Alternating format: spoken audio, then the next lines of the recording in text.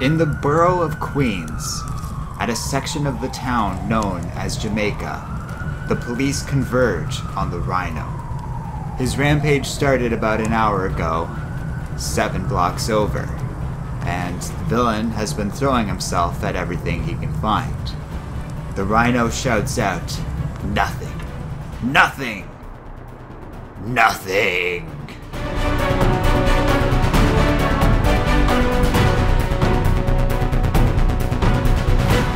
Meanwhile, several neighborhoods away, in the area of Queens known as Forest Hills, young homeowners Peter and Mary Jane Parker tend to one of the many chores that come with that prestigious title. While the two work together at repairing a fence, Peter is approached by his colleague named Billy. Though they were once friends, they recently suffered a falling out after Peter kept ditching Billy in order to go off and save the day as Spider-Man. And unable to reveal his secret identity, it's created a great deal of tension between these two. Billy is pretty understanding about all of this after Peter apologizes, but he tells his friend, just the same, that he's decided to quit working at the Bugle and is moving out of the city. A surprised Peter is told by Billy that it's a long story. His dad left the family when he was 14, so it's just been him and his mom since then. And his mom's gotten very sick, and he's decided to move back home. Maybe it's out of guilt over how he left things back in his childhood. Maybe it's just too messed up for anyone to fully understand. But regardless of the situation, regardless of how his mom may have treated him in childhood, he's decided it's his responsibility to take care of her. Peter understands this sentiment extremely well, thinking of his recently deceased Aunt May. And Billy says he just wanted to stop by and apologize for leaving things the way he had, and for acting like a complete fool when things didn't go the way he wanted. He just wanted to be friends, and he doesn't have a lot of experience with that. The two part on amicable terms, with Billy leaving one final gift for Peter, a photo of the two of them together, which Peter posts on his fridge and explains what happened to Mary Jane. The two briefly embrace before Aunt Anna enters the room and says that they're going to want to see what's happening on the news. The couple learns of Rhino's rampage throughout Queens, and Peter says he better go get his camera in order to take pictures of the incident. It doesn't take long for Peter to discover the Rhino, who still is rampaging throughout Queens. The Rhino is having a tough time as he is stuck in the suit that gives him incredible strength. While it does have its advantages, he can't feel anything. Nothing. In order to stop the Rhino from hurting anybody else, Peter grabs a couple of electrical cables and is able to successfully electrocute the Rhino. Screaming out in pain, the Rhino thanks his opponent for finally making him feel something, before he collapses to the ground. With the day saved, Peter reflects that all Rhino wanted was to feel something, and can empathize with that feeling. After all, isn't that what we all want? Sometimes it's just nice to know that it's over, that you did a good job, and it's time to go home. Hello and welcome to Comic Island. My name is Arden, and this is my recap and review of Sensational Spider-Man number 31. So, this is an interesting one. Now, I've deliberately been seeding talk of dated moments in the comics up until this point, because up until now, I genuinely don't feel like we've had a truly dated comic. But this comic does feel dated, and I'm going to get into the anatomy of why that is, even though we just reviewed 6 other issues that predate this one, and theoretically should feel older. But this is the only one that truly feels out of place, if you ask me. The only one that lacks a certain degree of timelessness that the other comics really have. What I mean by that is, yes, while Spider-Man recurringly does stuff that feels against the grain of what we would expect in a modern comic book featuring Spider-Man, he uses payphones, the fashion of all the characters is wildly out of date, and there's even set pieces featuring the World Trade Center, as it is a landmark in New York City and therefore a focal point of a number of Spider-Man storylines. all of which, of course, don't really reflect the world that we know today. But with every single one of the comics we reviewed so far as part of random reviews for Mary Jane, all of them feel like they could very easily be adapted into either another comic book story or some sort of other form of media, be it a television show, movie, or video game, without fundamentally changing the basic plot of the comics we've talked about so far.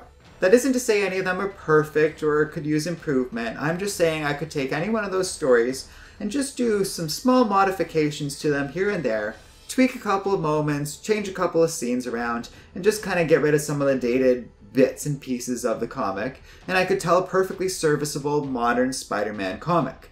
The premises of these comics that we've reviewed so far are so good and so strong that I really think they hold up to today's standards. To say something is dated really speaks to something beyond just a few trivial things. In fact, there isn't a lot of physically dating moments. Peter doesn't use a payphone or any other outdated technology in this comic, and by and large, it's mostly just him at home, wrapping some things up as a creator is leaving this particular side series. I think the side series is basically ending. So they're closing up some plot lines, and that's why it's a quieter issue, mostly with Peter and Mary Jane dealing with their home life, with only a very brief detour as the Rhino rampages through Jamaica, and Peter pretty quickly and capably takes him down. But this comic is lacking in a number of key ways. For one thing, the artwork feels incredibly dated. Unlike a lot of the comics we reviewed from the early 90s as part of this random reviews series, this particular issue really feels like it's a byproduct of 1990s artwork. And don't get me wrong, the 1990s is full of great examples of stellar artwork. This artwork feels like it's aping some of that Liefeld artwork, but it doesn't quite feel appropriate for this Spider-Man story. As such, the characteristics of all of the figures in this comic book are greatly accentuated. Mary Jane, for the first time in any of these issues that we reviewed, doesn't look like a human being in the strictest sense of the terms. Every other depiction of Mary Jane so far, if she was translated into a real person based on the artwork that we see in each individual issue, well, she'd be a very attractive person, but she'd still just be a normal person. She looks like a human being in those issues. Here, not so much, but that also applies to the Rhino and a number of other characters. And a lot of the dialogue leaves a great deal to be desired, lacking any of the substance or subtlety of the writing we got from Stan Lee or any of the other legendary Spider-Man writers whose comics we reviewed as part of this series so far. None of this is bad. There's some really clever moments here and there. I really like Peter's flash of memory of Aunt May when Billy starts talking about responsibility. That's a really good moment, and there's a couple of key moments like that that really kind of sell this comic in an interesting way and could have made this whole thing work. I don't mind the idea of a quiet issue where Peter and Mary Jane are sort of recouping and living the domestic life and then dealing with the fallout of some interpersonal issues Peter's having with this Billy guy. But Billy is where all of the problems start to really coalesce in this comic. Because while the artwork feels dated, I could really get past that. But the design, structure, and general character identity of Billy really feels dated and a byproduct of the 90s.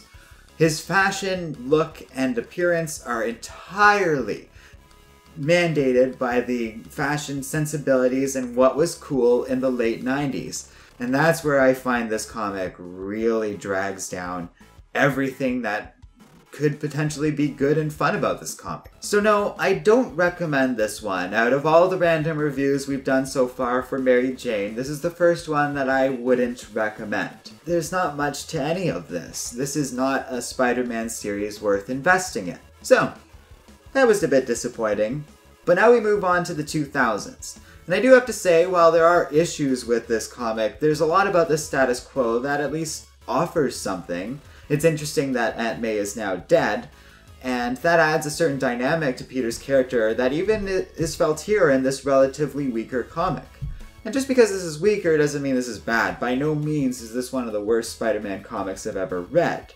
But by the time we get into our next issue, Aunt May would be resurrected, and between that and the Clone Saga, I feel this is really a point in Spider-Man history where the continuity is starting to collapse in on itself. This is where the Rhino's history is starting to interfere with what the story wants to tell in this particular comic. And the whole nature of Peter Parker and Mary Jane existing post-Clone Saga, Ben Reilly only just exited after Marvel spent so much time to get people invested in Ben Reilly's character and embracing him as the new Spider-Man. All that's gone, and Peter Parker's the sole Spider-Man again, so we're left with this comic that doesn't quite know what to do with these characters, or where to go from here, and ultimately it seems to have cost Marvel, because this particular side series ended. It's not all bad though, as eventually things would pick up again in the early 2000s, and writers such as J. Michael Straczynski would manage to find a way to work with Mary Jane married to Peter Parker on a level that I think surpasses anything we've seen so far. We're really getting into these two working together well as a couple. And my problems with this particular comic aside, I do really like the status quo they're starting to head towards, where they're a true partnership as both superheroes and a husband and wife. So stay tuned for that, because although I do like the status quo we're getting into, we're about to stumble onto one heck of a controversial storyline in Spider-Man history, and it's only going to get more controversial from there. The rest of this series is one wild ride, so you guys should stay tuned for that. Thanks for watching. If you like Comic Island, be sure to check out our Patreon page in the video description below. And finally, don't forget to like, subscribe, and keep reading comics.